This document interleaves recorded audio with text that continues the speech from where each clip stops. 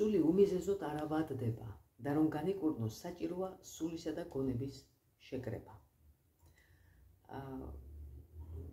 დღეს საკუთარი ისტორიით არ მოვსულ ვარ და ეს ფრაზაც თავს გავუფრთხილდი.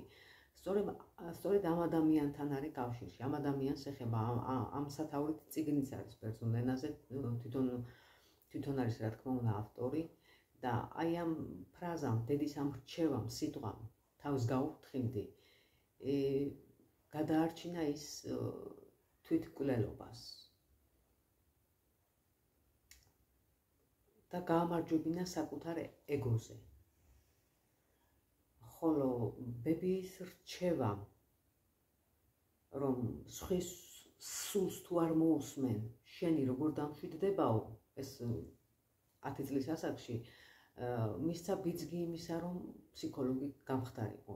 დიახ, თქვენ სწორად მოხდით, ეს ადამიანი ფსიქოლოგია ძალიან ცნობილი საბერძნეთში, ძალიან დიდი ჭყალებში ვთქვათ, პოპულარობით სარგებლობს, თუმცა მას ამისთვის არ უზრუნვი აბსოლუტურად არც აინტერესებს.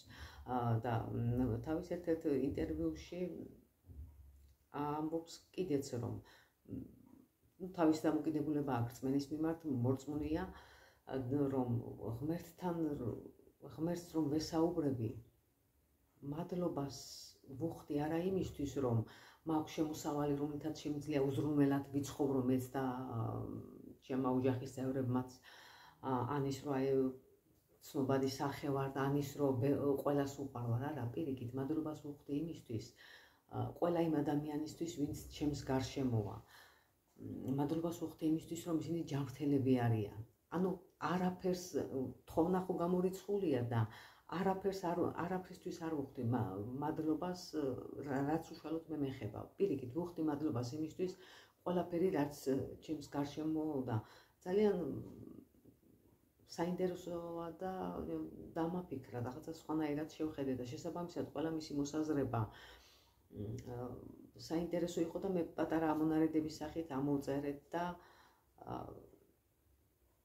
წაგიკითხავთ.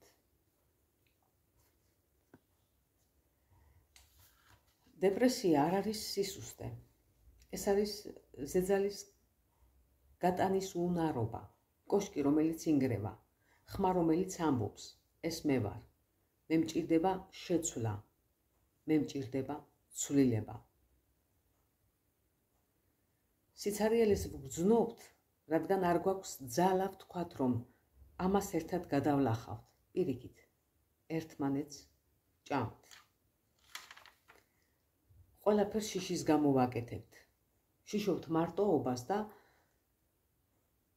წინასწარ მეტყველებთ.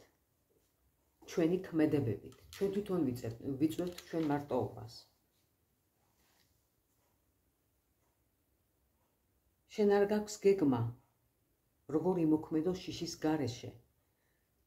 და სისტემა სწორედ ეს სურს, რომ შიშით იმოქმედო, რათა შეძლოს შენი მანიპულირება და კონტროლი. შენ არ გაქვს მიზანი, რადგან შენი შურისძიების ჟინით ხარ შეპყრობილი იმ ადამიანების მიმართ, ვინც არ დაგაფასა. შენი ყველა მცდელობა გამომდინარეობს სხვებს დაუმტკიცო და არა იგრძნო მიღწეულით სიამოვნება.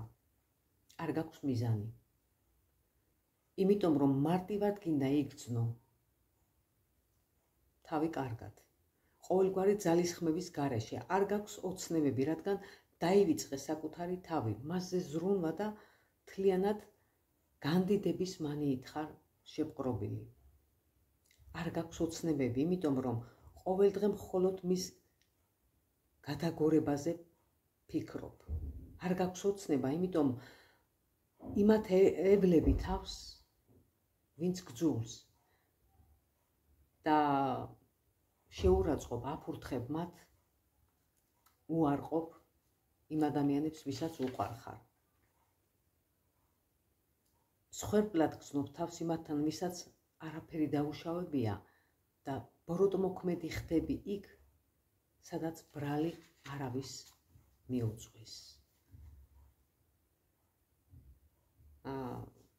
ფიქრობ, აქ უკვე ჩემი ანალიზი და კომენტარები ზედმეტია, იმდენად სიღრმისეულია თითოეული სიტყვა და თითოეული ფრაზა.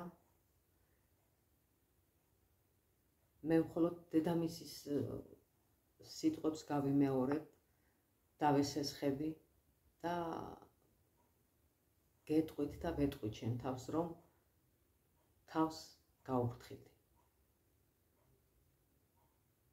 თავს გაუფრთხილდი. მადლობა მოსმენისთვის.